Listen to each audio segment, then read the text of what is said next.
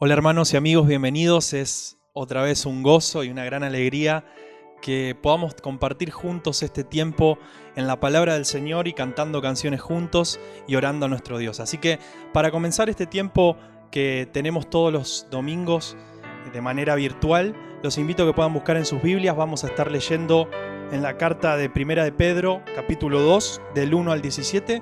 Me acompañan en la lectura y leemos juntos Primera de Pedro 2, del 1 al 17. Dice la palabra de Dios: Por tanto, desechando toda malicia y todo engaño e hipocresías, envidias y toda difamación, desead como niños recién nacidos la leche pura de la palabra, para que por ella crezcáis para salvación. Si es que habéis probado la benignidad del Señor, y viniendo a Él como a una piedra viva, desechada por los hombres, pero escogida y preciosa delante de Dios, también vosotros, como piedras vivas, sed edificados como casa espiritual para un sacerdocio santo, para ofrecer sacrificios espirituales aceptables a Dios por medio de Jesucristo. Pues esto se encuentra en la Escritura: He aquí, pongo en Sión una piedra escogida, una preciosa piedra angular, y el que crea en él no será avergonzado. Este precioso valor es, pues, para vosotros los que creéis. Pero para los que no creen, la piedra que desecharon los constructores, esa en piedra angular se ha convertido, y piedra de tropiezo y roca de escándalo. Pues ellos tropiezan porque son desobedientes a la palabra, y para ello estaban también destinados. Pero vosotros sois linaje escogido, real sacerdocio, nación santa, pueblo adquirido para posesión de Dios, a fin de que anunciéis las virtudes de aquel que os llamó de las tinieblas a su luz admirable. Pues vosotros en otro tiempo no erais pueblo, pero ahora sois el pueblo de Dios. No habíais recibido misericordia, pero ahora habéis recibido misericordia. Amados, os ruego como extranjeros y peregrinos que os abstengáis de las pasiones carnales que combaten contra el alma. Mantened entre los gentiles una conducta irreprochable, a fin de que en aquello que os calumnian como malhechores, ellos, por razón de vuestras buenas obras, al considerarlas, glorifiquen a Dios en el día de la visitación. Someteos por causa del Señor a toda institución humana, ya sea al rey como autoridad o a los gobernadores como enviados por él para castigo de los malhechores y alabanza de los que hacen el bien. Porque esta es la voluntad de Dios, que haciendo bien hagáis enmudecer la ignorancia de los hombres insensatos. Andad como libres, pero no uséis la libertad como pretexto para la maldad, sino empleadla como siervos de Dios. Honrad a todos, amad a los hermanos, temed a Dios, honrad al Rey. Señor, te damos gracias por el gran privilegio de poder venir, Padre, delante de tu presencia, a poder abrir tu palabra, Señor, a poder adorarte congregacionalmente. Venimos, Señor, delante de ti, rogándote que nos ayudes, que perdones nuestros pecados, Señor, a que podamos, como dice aquí tu palabra, Señor, desechar toda malicia, todo engaño, hipocresía, envidia y difamación. Y que deseemos, Señor, tu palabra, que deseemos la palabra de verdad por medio de la cual crecemos en santidad. Señor, te agradecemos por tu Hijo amado, el cual murió en la cruz para darnos vida, para salvarnos, para hacernos pasar de este reino de las tinieblas al reino de luz, al reino de Jesucristo.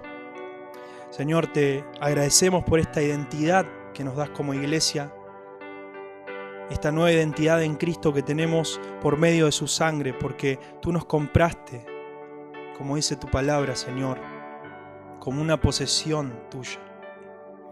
Ayúdanos, Señor, a poder vivir enfocados a la luz de esta misión que tenemos como iglesia, de predicar el Evangelio, de predicar el mensaje.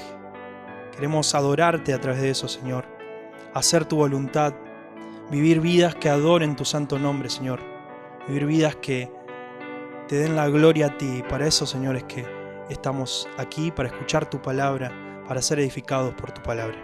Te damos gracias en el nombre de Jesús. Amén. Amén. Que Dios bendiga su palabra. Dice la palabra de Dios en Hebreos, capítulo 11. Ahora bien, la fe es la certeza de lo que se espera, la convicción de lo que no se ve. Porque por ella recibieron aprobación los antiguos.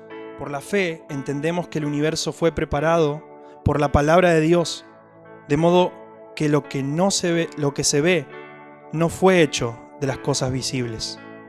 Por la fe Abel ofreció a Dios un mejor sacrificio que Caín, por lo cual alcanzó el testimonio de que era justo, dando Dios testimonio en sus ofrendas, y por la fe, estando muerto, todavía habla. Por la fe Enoc fue trasladado al cielo para que no viera muerte, y no fue hallado porque Dios lo trasladó, porque antes de ser trasladado recibió testimonio de haber agradado a Dios.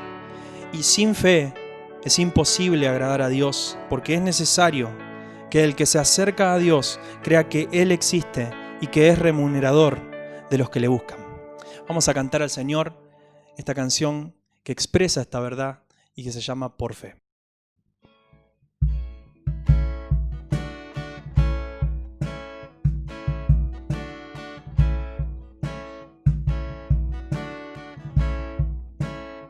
¿Cantamos? Por fe veremos a nuestro Dios en el plan que creó en la eternidad, en la vida de los fieles que llamó a vivir por fe y no por ver. Por fe el justo vivirá. Por la fe caminamos junto a Él, como viendo al invisible protector. Vivir por fe y no por ver. Sus promesas como rocas son. Sus promesas cumple nuestro Dios. Nos movemos solo por la fe en Él. Vivir por fe y no por ver. Dios. Por fe profetas. Por fe profetas hablaron fiel. Por la fe proclamaron la verdad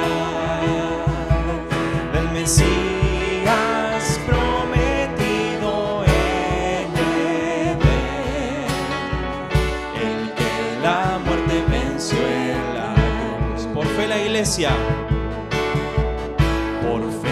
iglesia se moverá con poder del Espíritu de Dios, y las huestes del infierno no podrán dañar la obra de nuestro Dios. Sus promesas como rocas son. Sus promesas cumple nuestro Dios. Nos movemos solo por la fe en Él. Vivir por fe y no por ver.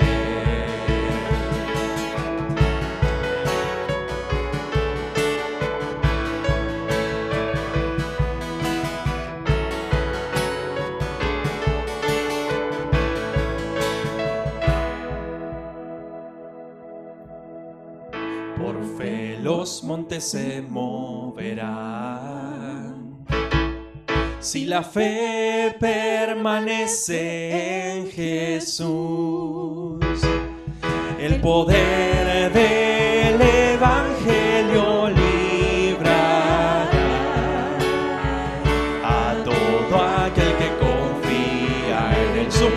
promesas. Sus promesas como rocas son. Sus promesas cumple nuestro Dios. Nos movemos solo por la fe en Él. Vivir por fe y no por ver. Sus promesas como rocas son.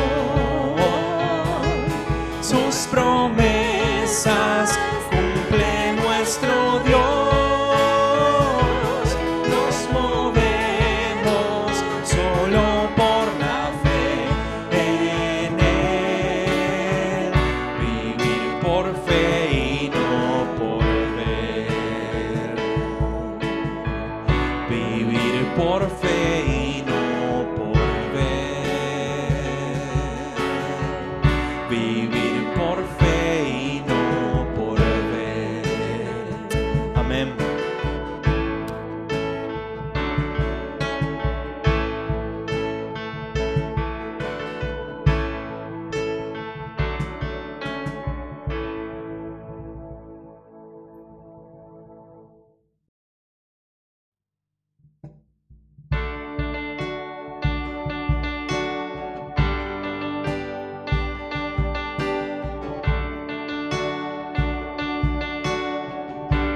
Bien, cantamos juntos. El Cordero que sufrió, traicionado fue, el precio de nuestra maldad fue puesto sobre él. En silencio soportó. En silencio soportó dolor y humillación. Obediente al Padre fue, la cruz por mí cargó.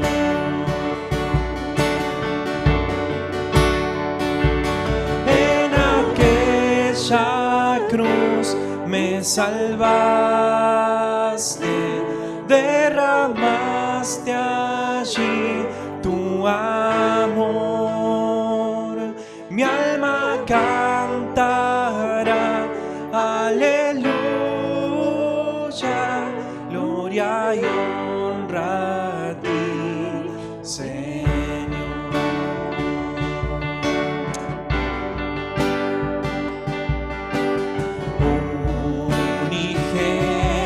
Unigénito de Dios, viniste a redimir y perdonar a todo aquel que se acerca a ti. En aquella cruz me salvaste, derramaste allí tu amor.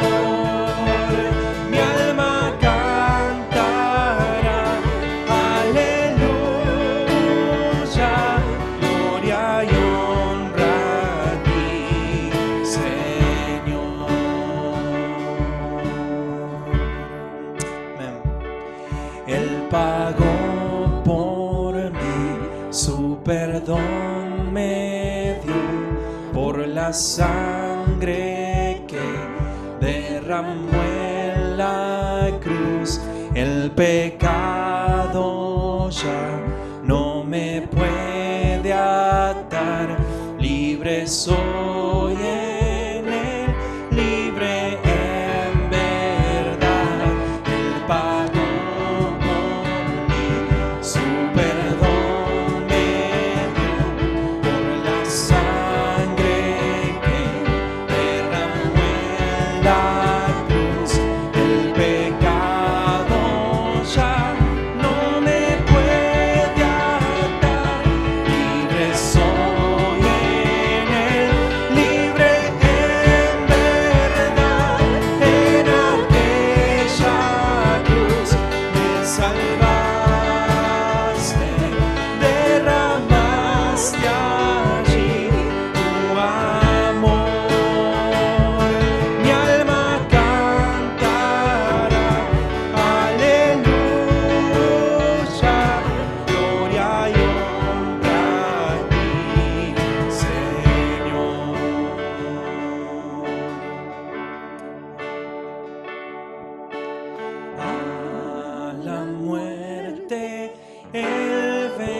venció, la tumba abierta está.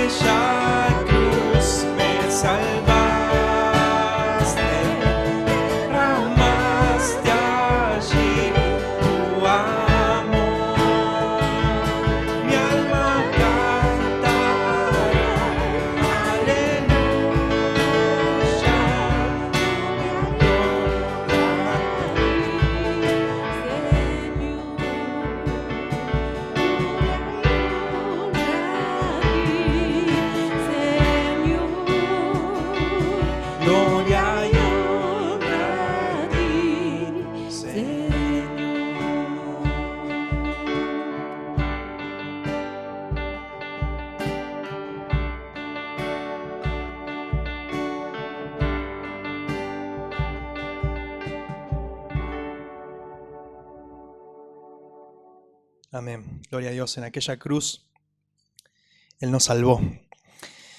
Dice la palabra de Dios en Salmo 119. Cuánto amo tu ley. Todo el día es ella mi meditación. Tus mandamientos me hacen más sabio que mis enemigos, porque son míos para siempre. Tengo más discernimiento que todos mis maestros, porque tus testimonios son mi meditación. Entiendo más que los ancianos, porque tus preceptos he guardado. De todo mal camino he refrenado mis pies para guardar tu palabra. No me he desviado de tus ordenanzas, porque tú me has enseñado. Cuán dulces son a mi paladar tus palabras, más que la miel a mi boca. De tus preceptos recibo entendimiento, por tanto aborrezco todo camino de mentira. Esta es la palabra del Señor, la palabra del Señor Jesús. Y de ella Él dice que el Espíritu es el que da vida, la carne para nada aprovecha.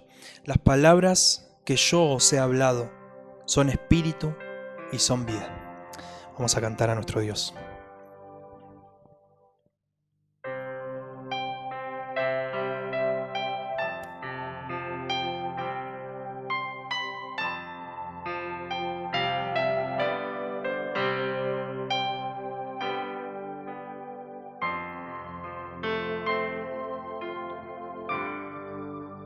Cantamos.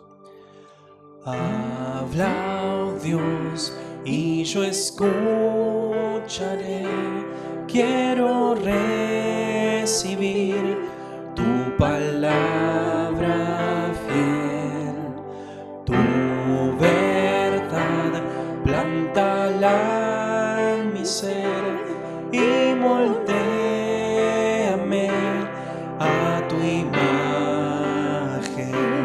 Que tu voz, oh Dios, dé su fruto en mí, produciendo amor y el obrar por fe.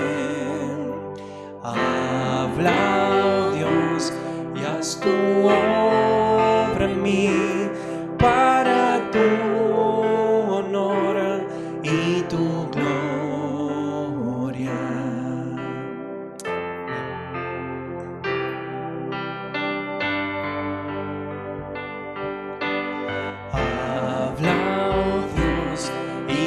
Enséñame a obedecer con toda humildad. Pruébame y escudriñame bajo el resplandor de tu santidad. Haz crecer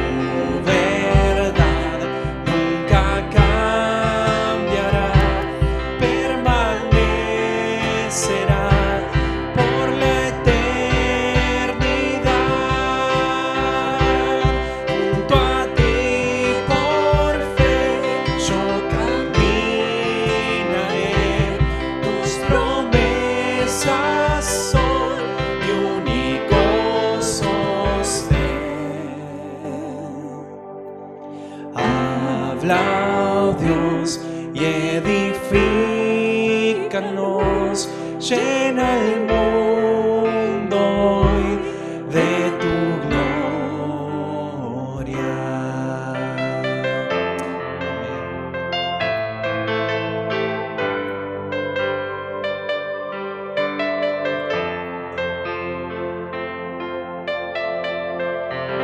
Amén. Oramos. Señor, te amamos tu palabra, Padre, y deseamos que en este tiempo, como decía esta canción, podamos ser edificados en ella y tú nos ayudes a comprenderla, Señor, y a también poder aplicarla. Gracias por tu glorioso amor, Señor, tu gracia, tu misericordia tan grande para con nosotros, Señor, que se manifestó con la venida de tu Hijo amado y la muerte en la cruz de Cristo. Y ahora deseamos saber más, Señor, cómo debemos andar en este mundo para agradarte. En el nombre de Jesús te damos gracias. Amén. Nuestro texto es Primera de Pedro, capítulo 2, versículos 11 en adelante. Vamos a avanzar hasta el versículo 17. Recuerdo que tuvimos una conferencia de Ante su Palabra con un pastor de Escocia.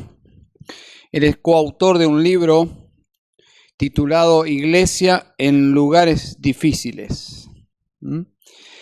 Bueno, si hablamos de iglesia en lugares difíciles, Pedro, el autor de esta carta, el autor humano, el escritor, está escribiendo esta carta y podría ser titulada La iglesia en tiempos difíciles.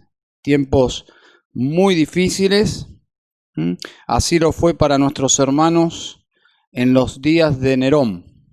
Yo no sé qué tan familiarizado esté usted con este hombre, con este personaje y con la historia de Roma, pero Nerón no era un gobernante, no fue un gobernante amable con el cristianismo. Así que el título de este sermón es La voluntad de Dios en los días de Nerón. ¿Bien?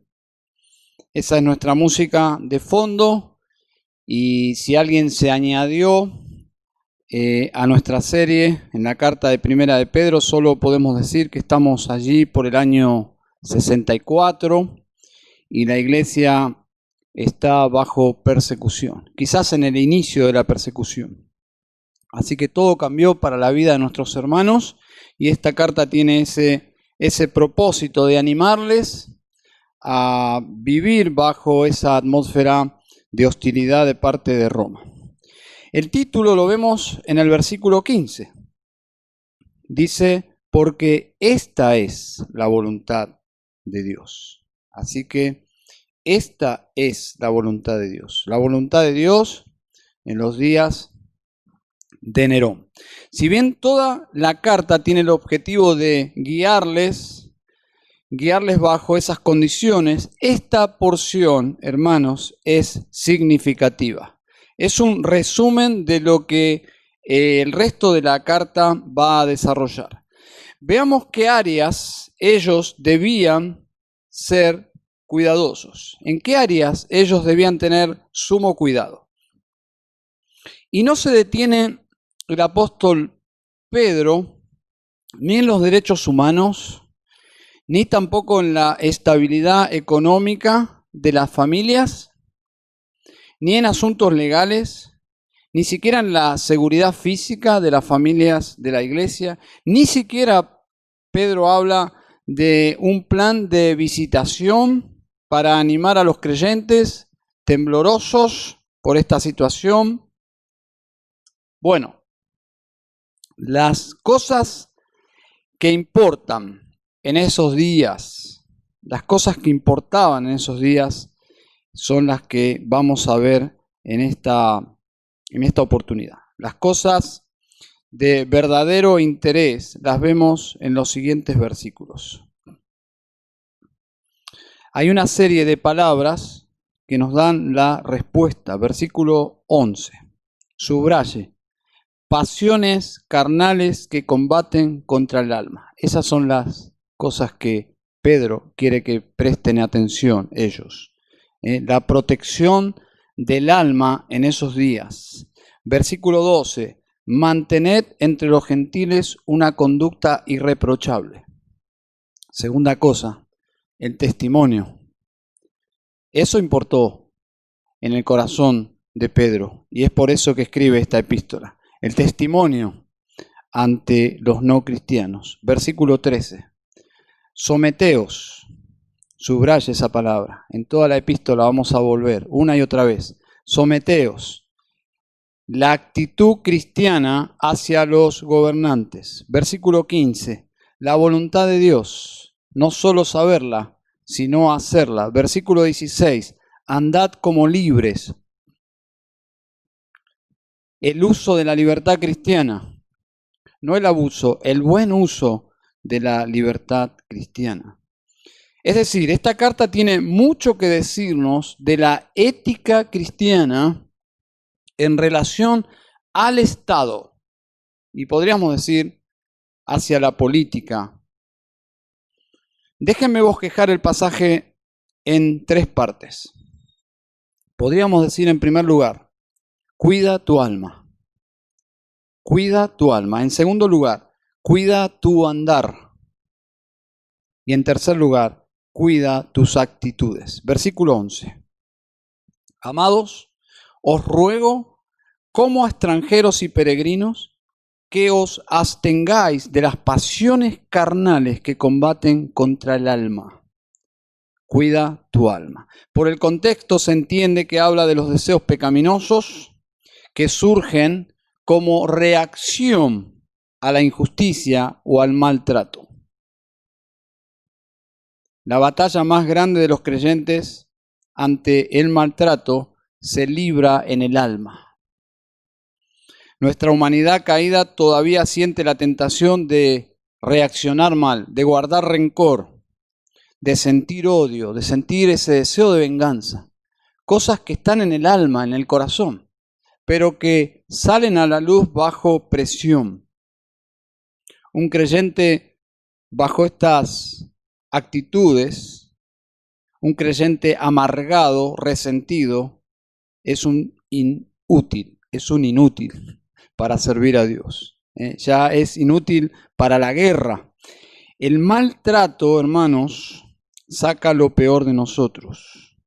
Pagar mal por mal es natural, pero no lo podemos justificar porque es carnal.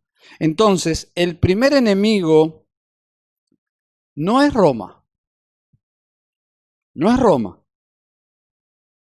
Eran sus propios sentimientos pecaminosos. El enemigo más grande no es el diablo, ni siquiera el mundo, ni los políticos. Por lo que observamos aquí, el enemigo más grande es el que llevamos todavía dentro de nosotros, es nuestra carne. Esa frase ahí, que os abstengáis, es la misma raíz de la expresión de Mateo. En 15:8, Mateo 15:8 dice, el corazón de este pueblo está lejos de mí. Esa es la idea. La idea es mantener lejos, evitar. Es decir, es un peligro grande que debemos evitar. Que os abstengáis de esas emociones pecaminosas, de esos deseos pecaminosos que combaten contra el alma, mantenerlos lejos de nosotros. Como dijo Lutero, que no puedes evitar que los pájaros sobrevuelen sobre tu cabeza, pero sí que hagan un nido en tu cabeza. No se aplica solo a enemigos, sino que cuidamos el corazón, porque podemos llegar a resentirnos e inclusive con las personas que amamos. Como verán, la responsabilidad de escapar de estas pasiones carnales que menciona el versículo 11 es del propio creyente. Nosotros debemos cuidar nuestras almas.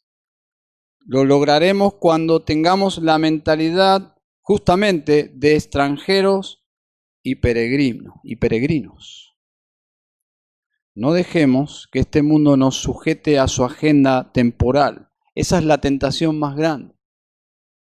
Que la agenda de este mundo sea nuestra agenda. No dejemos que este mundo nos amargue y somos responsables de cuidar nuestras almas. No dejemos que este mundo nos haga contenciosos. Y de eso se trata este punto. Y era una preocupación no solo de Pedro. Pablo estaba preocupado por este asunto también cuando escribe a Timoteo, su discípulo, en 2 de Timoteo 2:22, dice: huye pues de las pasiones juveniles.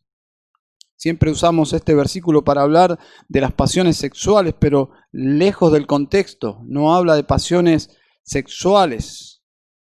Luego dice: sigue la justicia, la fe, el amor y la paz, con los que de corazón limpio invocan al Señor.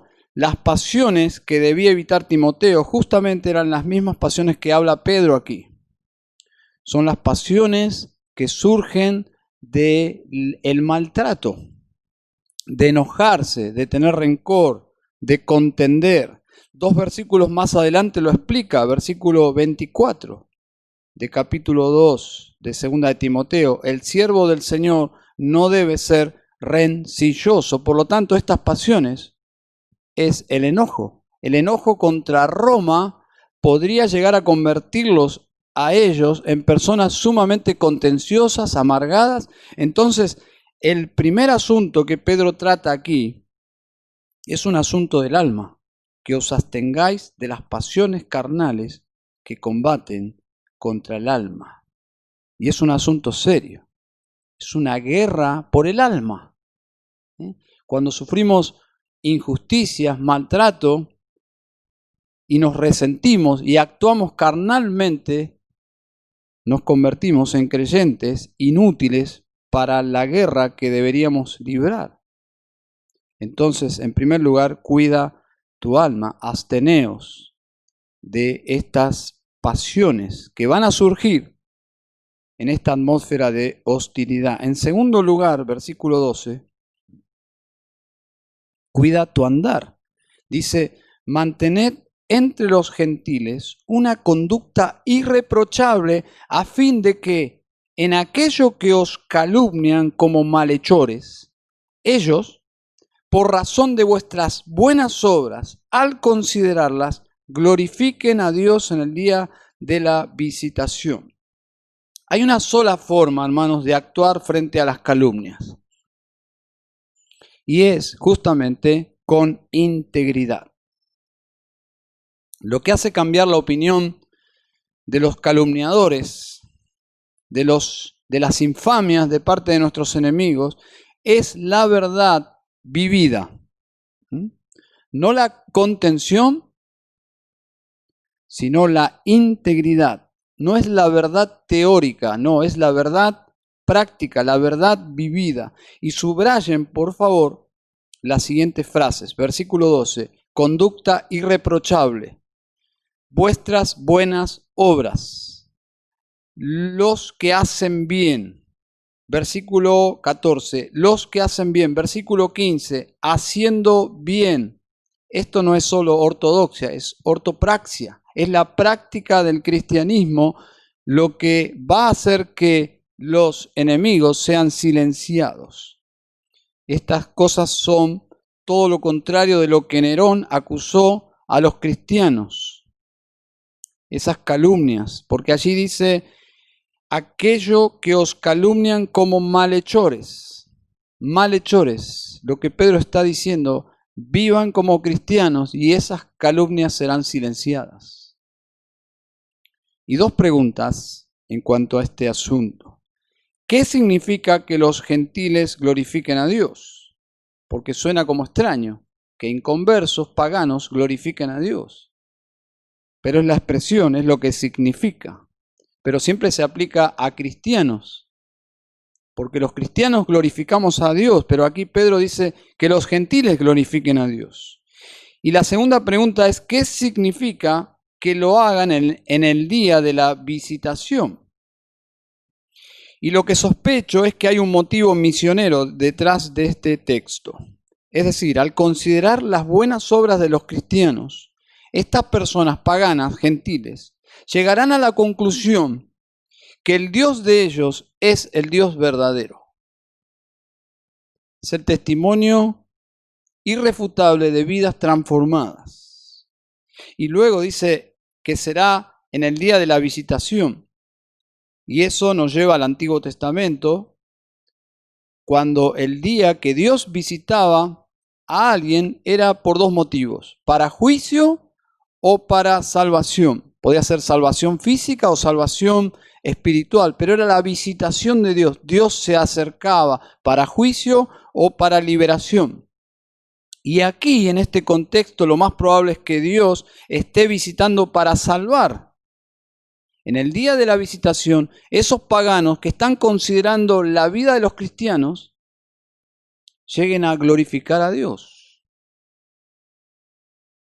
¿Quién quisiera hacerse cristiano en un tiempo de persecución contra el cristianismo? Sería una locura, ¿no?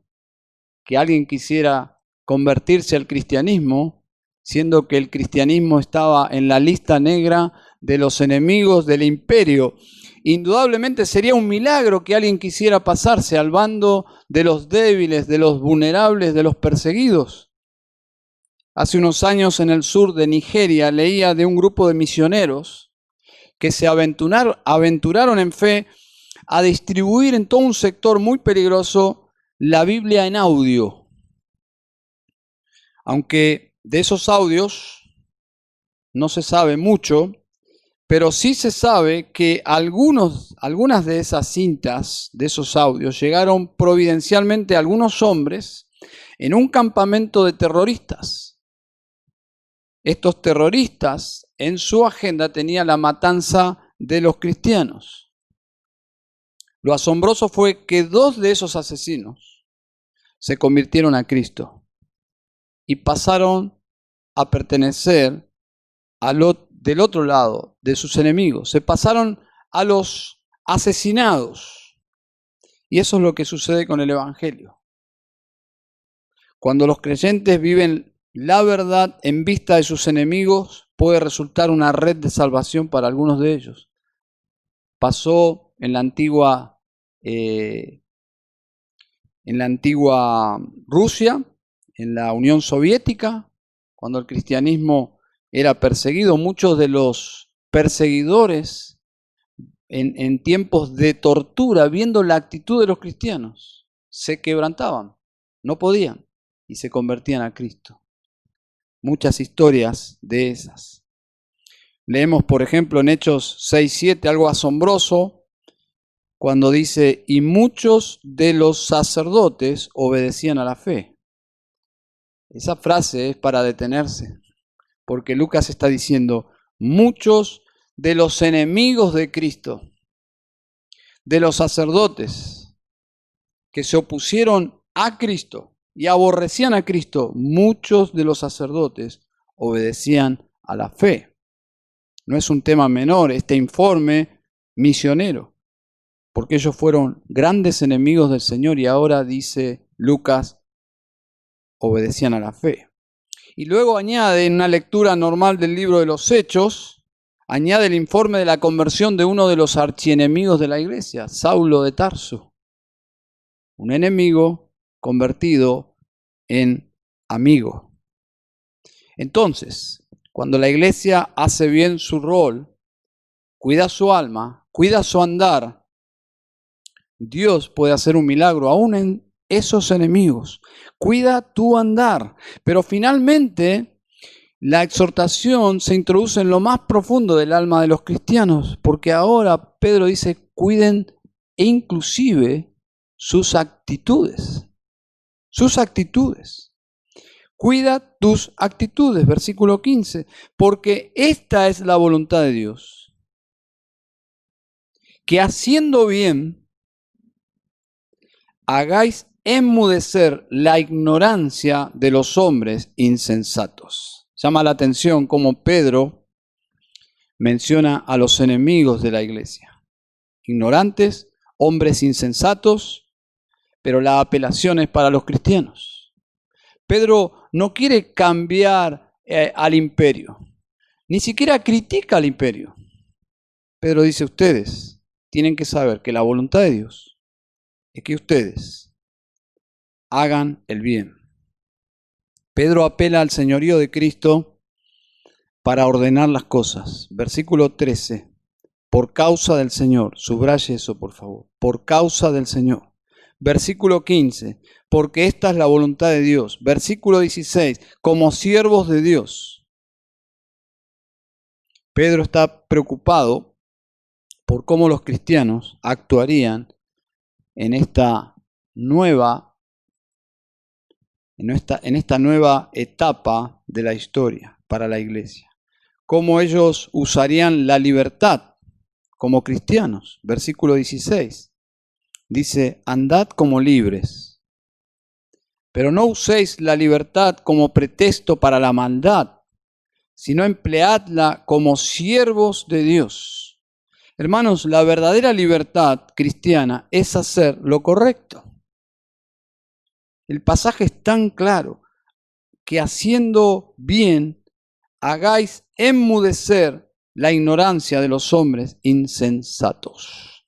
Creo que en la situación de democracia que nosotros vivimos, este pasaje tiene mucho que decirnos, porque tenemos mucho más margen en nuestras libertades que ellos. Tenemos más derechos y libertades que ellos bajo Roma. No obstante, dice Pedro, no uséis la libertad como pretexto para la maldad, sino empleadla como siervos de Dios. Saben, hermanos, hay tres formas populares en el cristianismo de hoy, y quizás no es algo nuevo, relativamente nuevo, pero sí en el día de hoy hay tres conceptos de cómo la iglesia debe lidiar con el mundo. En primer lugar, la tendencia a la separación, es decir, separarnos, completamente separados, en aislamiento. En un sentido es como un monasterismo moderno. Las iglesias como pequeños monasterios donde nos separamos del mundo y hacemos nuestra propia vida. Esa ha sido la actitud de la iglesia en muchos casos. Pero hay una segunda forma popular y errada de enfrentar la maldad del mundo, es la acción social. La acción social va a cambiar al mundo. Inclusive el otro extremo de las cosas buenas que podemos hacer por la sociedad, el otro extremo sería el uso de las armas, si es necesario, para cambiar la sociedad. Y eso derivó en la famosa teología de la liberación. Pero tenemos una tercera forma y es la adaptación. Casi como si no puedes con ellos, únete a ellos. Y es la iglesia mundanalizada. Lo que Pedro enseña aquí es otra manera y es la correcta. Dice aquí, como siervos de Dios, capítulo 2, versículo 16. Como dice Romanos 6:22, mas ahora que habéis sido libertados del pecado y hechos siervos de Dios. Es decir, todos los cristianos somos siervos de Dios. ¿Qué se espera de los cristianos como siervos de Dios? Versículo 13 y 14. Y estos mandamientos tienen que ver con las actitudes, tienen que ver con la actitud desde el corazón. Dice, someteos por causa del Señor a toda institución humana, ya sea al rey como autoridad, versículo 14, o a los gobernantes como enviados por él para castigo de los malhechores y alabanza de los que hacen el bien.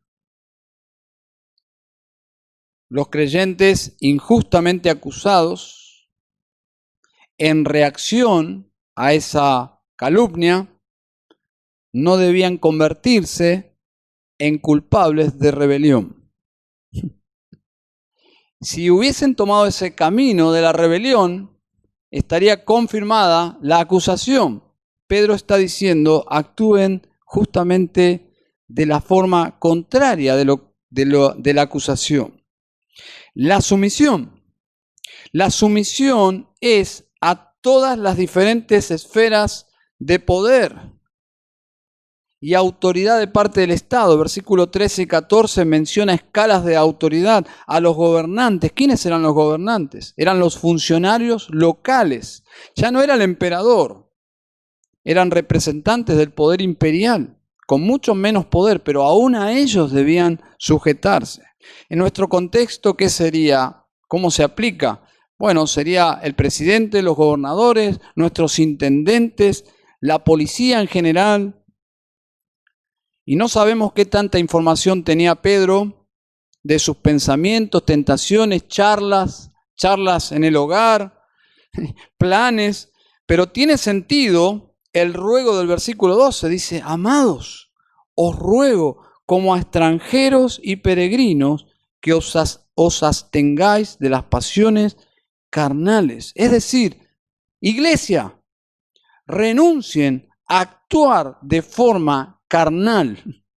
Renuncien a todo tipo de pensamientos de violencia o de amargura o de rencor. Ustedes no deberían convertirse en lo que ellos dicen que ustedes son. ¿Qué dicen ellos? Malhechores. Esa era la etiqueta para cada cristiano. La sociedad veía a los cristianos y veía malhechores. Son ellos los que incendiaron la ciudad de Roma. Pedro dice, vivan de tal forma que ellos digan, no pueden ser. No pueden ser. Yo no creo que ellos sean los culpables de ese asunto. Veamos el ejemplo de los mismos apóstoles para saber cómo se encarnan estos imperativos. En el libro de los Hechos, luego que las autoridades judías los encarcelaran y los amenazaran, los dejaron ir. Y dice Hechos 4:18, cuando los llamaron, les ordenaron no hablar ni enseñar en el nombre de Jesús. Observen, el ataque es directamente contra el Evangelio. Ustedes no van a tener problemas, solo dejen de evangelizar. Leemos versículo 23 de Hechos 4. Cuando quedaron en libertad, fueron a los suyos y les contaron todo lo que los principales sacerdotes y los ancianos les habían dicho. Es decir, todo lo que habían vivido en ese cuarto, las amenazas, todo, contaron absolutamente todo a la iglesia. Observen, ¿qué pasa? Versículo 24. Al oír ellos esto, unánimes, organizaron toda una movilización contra el imperio. No dice eso. Dice unánimes, alzaron la voz a Dios y dijeron, oh Señor, tú eres el que hiciste el cielo y la tierra, el mar y todo lo que en ellos hay. El que por el Espíritu Santo, versículo 25, por boca de nuestro padre David, tu siervo, dijiste, ¿por qué se enfurecieron los gentiles y los pueblos tramaron cosas vanas? Se presentaron los reyes de la tierra y los gobernantes se juntaron a una contra el Señor y contra su Cristo. Y luego aclaran, aplicando en oración estos versículos, dice, porque en verdad, todo esto en oración, ¿no? Porque en verdad en esta ciudad se unieron tanto Herodes como Poncio Pilato,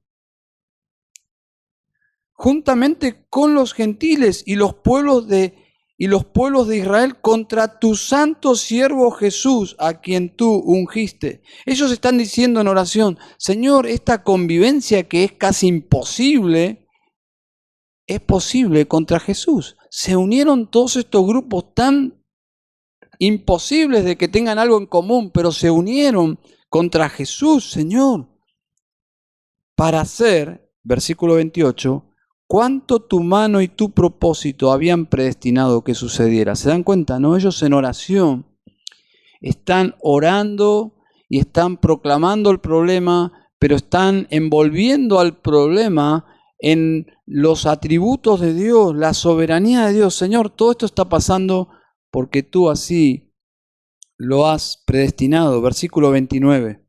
Y ahora, Señor, considera sus amenazas y permite que tus siervos hablen tu palabra con toda confianza.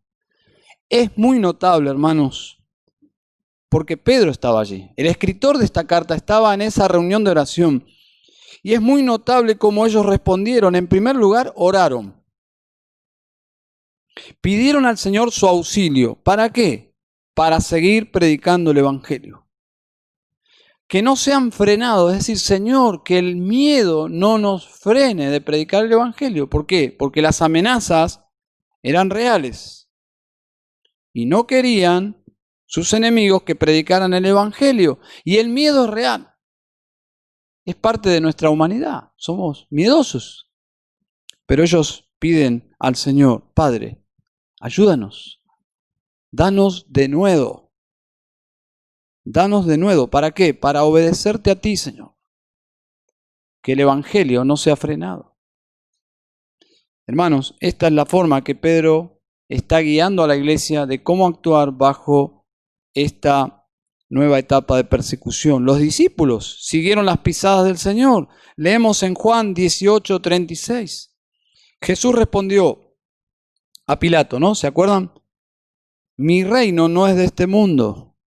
Si mi reino fuera de este mundo, Pilato, entonces mis servidores pelearían para que yo no fuera entregado a los judíos, mas ahora mi reino no es de aquí.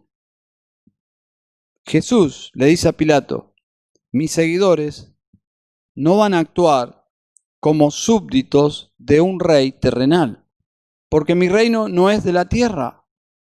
Me imagino la cara de Pilato. Mi reino no es de este mundo, Pilato. No te preocupes. Mis discípulos tampoco son de este mundo, es la implicación. Y saben, hermanos, Jesús nunca confrontó a Roma. Jesús ni siquiera entró en conflicto con Roma, ni siquiera entró en conflicto con los líderes judíos, sino por causa de la teología y de su hipocresía, pero no en asuntos políticos. Y el ruego de Pedro aquí es, amados, os ruego como a extranjeros y peregrinos. ¿Se dan cuenta? Mi reino no es de este mundo. Es la misma idea. La iglesia no es de este mundo. Estamos de paso. Somos extranjeros y peregrinos. Amados hermanos, pregunto, ¿cómo haríamos nuestro ministerio del versículo 9? Si nos aislamos del mundo. Por ejemplo, dice que anunciéis las virtudes de aquel que os llamó de las tinieblas a su luz admirable. Si nos alejamos del mundo, ¿a quién le predicamos? El mal está en el mundo, Satanás está en el mundo, pero el mundo sigue siendo nuestro campo misionero, nuestro lugar para hacer el ministerio. Debemos anunciar a este mundo las virtudes de Cristo. Hermanos, el mayor enemigo, dice Pedro aquí, no es Roma, es nuestra carne.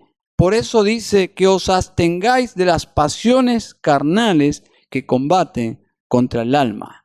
Las injusticias políticas y sociales pueden hacer que un cristiano termine siendo no apto para la batalla a la cual fue convocado, si no cuida su corazón. Tomemos un ejemplo para ilustrar esto. Yo comparto la opción de escuela en casa. La comparto plenamente. Pero yo examinaría la motivación para hacerlo. Hay padres que tomaron el desafío que sus hijos vayan a escuelas, ya sea públicas, privadas, según sus condiciones financieras, y ellos lucharán en sus hogares enseñando a sus hijos la verdad contra la influencia cultural militante, por cierto, en sus hogares. ¿Requiere fe para tomar ese paso de fe? Claro que requiere fe. ¿Voy a dejar que mis hijos vayan a la escuela? Pero yo voy a confiar en el Señor que por medio de la enseñanza en el hogar voy a contrarrestar, en la gracia de Dios, toda esa mala influencia. Otros padres optaron por enseñar a sus hijos en el hogar. ¿Se requiere fe? Se requiere fe. La Biblia solo nos dice que no juzguéis al otro según tus estándares de justicia. Si haces escuela en casa, asumes la parte de educación cristiana, lo cual es tu deber, y también la parte académica, y está bien, es tu decisión.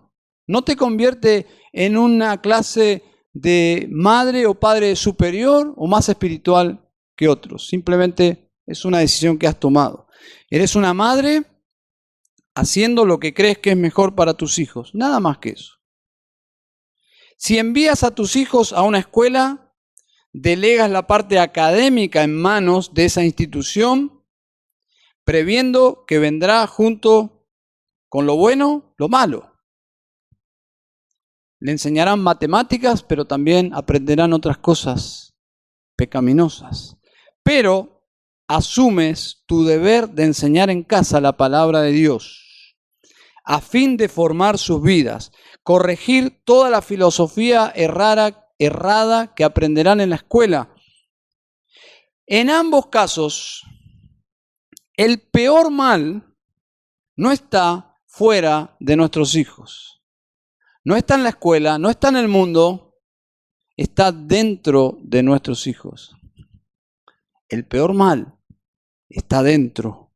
Así que la solución no es, hermanos, comunidades Amish, ni monasterios, ni estados religiosos, ni escuelas en casa, ni escuelas cristianas. El apóstol Pedro amplía esta actitud y dice: absteneos de toda pasión carnal que atenta contra el alma. El problema está dentro nuestro. Necesitamos el evangelio. En el verso 17 dice así, profundizando más las actitudes, dice: honrad a todos, amad a los hermanos, temed a Dios, honrad al rey.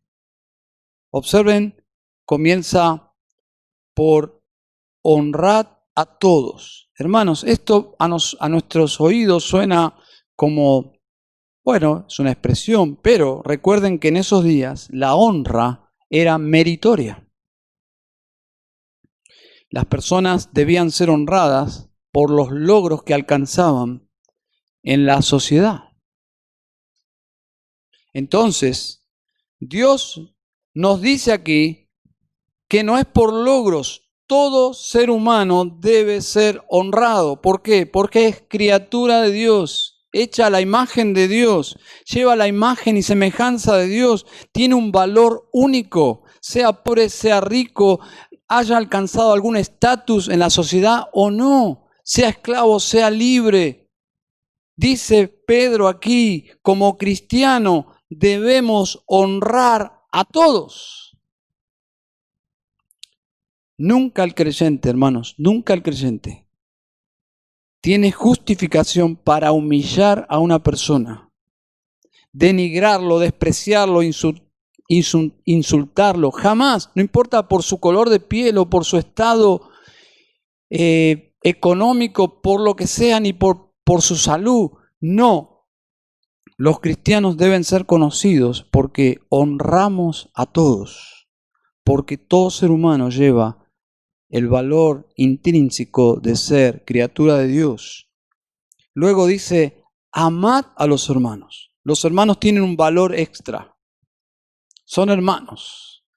Pero alguien puede cuestionar y decir, ¿pero a todos los hermanos? Sí, a todos los hermanos. Porque son hermanos. Son hijos del mismo Padre, igual que yo.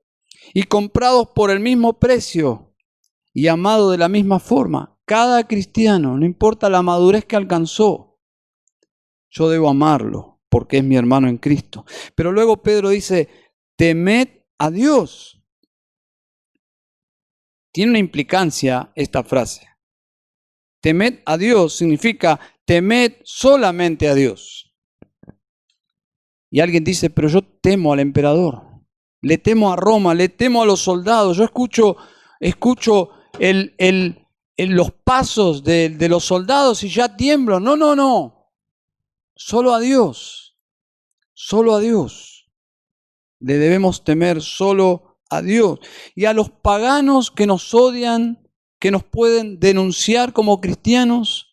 Hermanos, porque el asunto aquí es, vivan como cristianos, es decir, identifíquense como cristianos.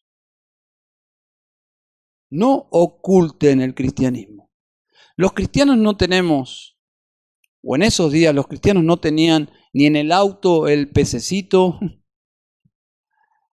En esos días la única forma de distinguir a un cristiano era por su forma de vivir. Ellos vivían de una forma totalmente diferente de la cultura, por lo tanto llamaban la atención. Y lo que está diciendo aquí, teman a Dios. Teman solo a Dios. Solo a Dios, sí, solo a Dios. ¿Y a Nerón?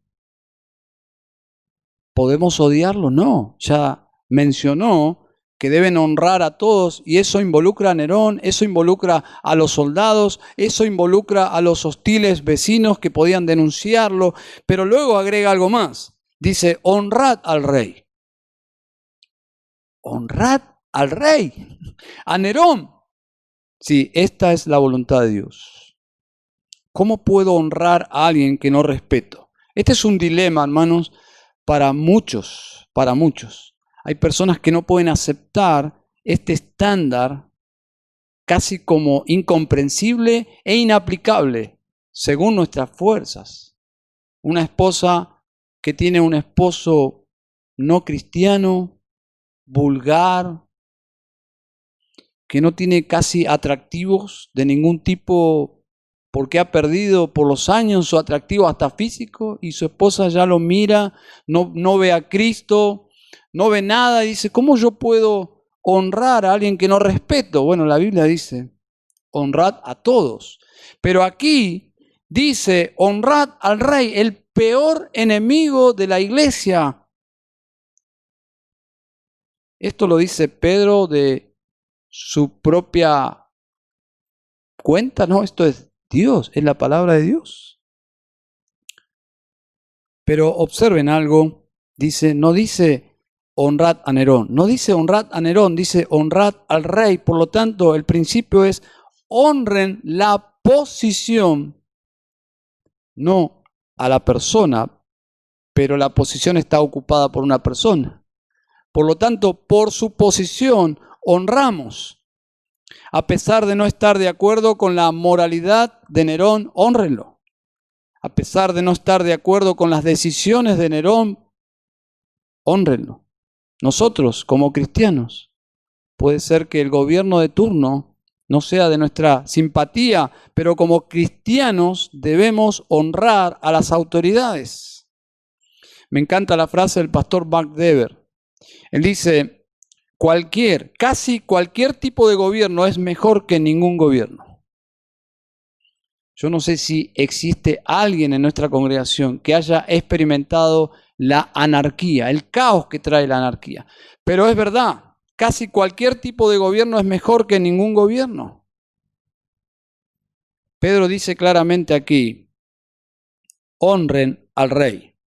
El texto no dice que amen al rey. El texto no dice que adoren al rey. Tampoco dice que estén de acuerdo con el rey. No lo dice, dice simplemente hónrenlo al rey. Y creo que podemos orar por esto. Si no compartís su estilo o filosofía de gobierno, podés usar el voto para que salgan. Pero hay algo mejor que podemos hacer por nuestros gobernantes y es orar por ellos. Y hay algo peor que podemos hacer contra ellos, y es orar que Cristo venga. Como dice la palabra de Dios, que el único gobernante justo venga tu reino. Cuando decimos, hermanos, Dios es soberano, esta expresión tiene implicaciones prácticas. Si Dios es soberano y está sobre todos los gobernantes, Dios lleva su plan adelante y todos se someten a su plan. Eso es lo que significa la soberanía de Dios. Aunque no sean conscientes, los gobernantes y aún los demonios, Dios reina sobre ellos. Eso es lo que significa. Es decir, Dios es soberano y reina a pesar de nuestros gobernantes y a pesar de la actividad de los demonios. Aunque nuestros gobernantes sean demonios humanos, Dios gobierna. Daniel 2:21 dice, Él muda los tiempos y las edades, quita reyes y pone reyes. 4:17 dice, el Altísimo gobierna el reino de los hombres. Qué verdad que trae tanto consuelo, y Pedro lo creía, y es porque lo creía que pudo decir, honren al rey. Cuando Juan escribió el Apocalipsis, Roma estaba matando a la iglesia literalmente, pero era solo en apariencia. Lo que vemos en el libro de Apocalipsis es que Dios está en su trono y como siempre su reino es eterno, su reino triunfa finalmente sobre el mal, sus enemigos son puestos bajo sus pies y su pueblo es exaltado. Así es como termina la historia. Y el saber el fin de la historia trae una paz, ¿no? Nosotros conocemos el fin de esta película.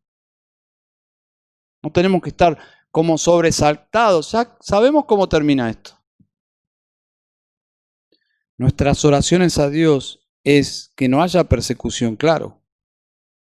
Pero la persecución siempre fue una bendición para la iglesia. Primera de Timoteo 2, 1 y 2 dice, exhorto ante todo, que se hagan rogativas, oraciones, peticiones y acciones de gracias por todos los hombres, por los reyes y por todos los que están en eminencia, para que vivamos quieta y reposadamente en toda piedad y honestidad. Hermano, yo no considero que sea posible que un cristiano esté maldiciendo a sus gobernantes y que pueda orar con esta actitud que dice aquí, por los mismos. O es una cosa o es otra. El Dios que conduce la historia puede cambiar cualquier situación. Hermanos, ¿cómo quiere Dios que enfrentemos la oposición si llegara a suceder? Porque nosotros estudiamos estas partes de la Biblia y están en blanco y negro para nosotros porque jamás experimentamos una persecución. Si llegáramos a vivir una situación así, estos pasajes se iluminarían para nosotros. ¿Cómo Dios quiere que enfrentemos si llegara a pasar algo así? Bueno, en primer lugar, cuidando el alma. En segundo lugar, cuidando nuestro andar, nuestro comportamiento, nuestros pasos.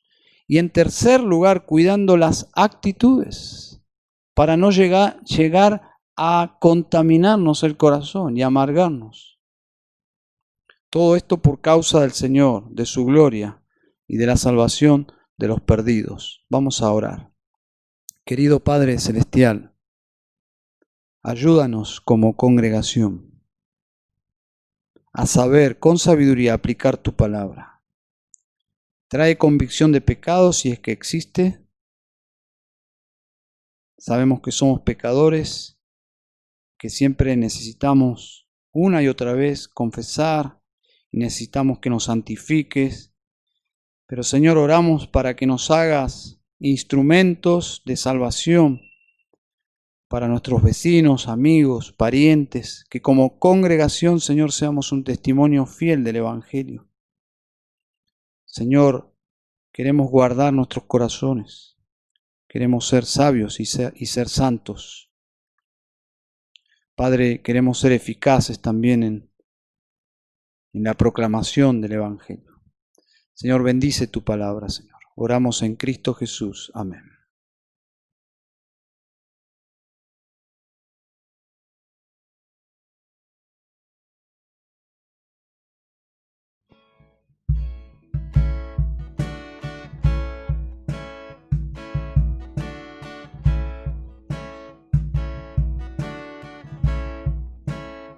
¿Cantamos? Por fe veremos a nuestro Dios en el plan que creó en la eternidad, en la vida de los fieles que llamó a vivir por fe y no por ver. Por fe el justo vivirá, por la fe caminamos junto a Él, como viendo al invisible protector, vivir por fe y no por ver. Sus promesas como rocas son, sus promesas cumple nuestro Dios. Nos movemos solo por la fe en Él, vivir por fe y no por ver. Dios. Por fe profetas. Profetas hablaron fiel, por la fe proclamaron la verdad del Mesías prometido en Edén, el que la muerte venció en la cruz. Por fe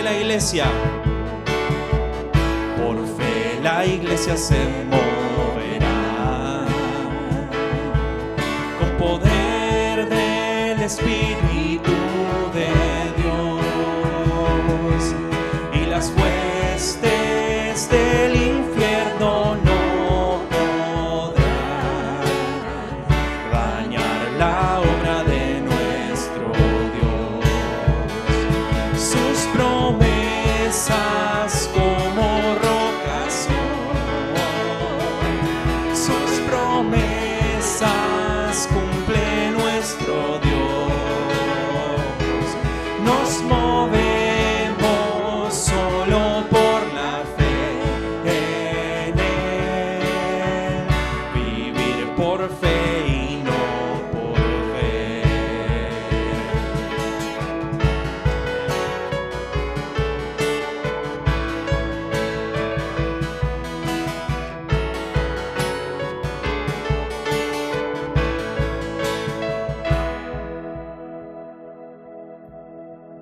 Por fe los montes se moverán, si la fe permanece en Jesús. El poder del Evangelio librará a todo aquel que confía en Él. Sus promesas como rocas son, sus promesas cumple nuestro Dios. Nos movemos solo por la fe en Él, vivir por fe y no por ver. Sus promesas como rocas son, sus promesas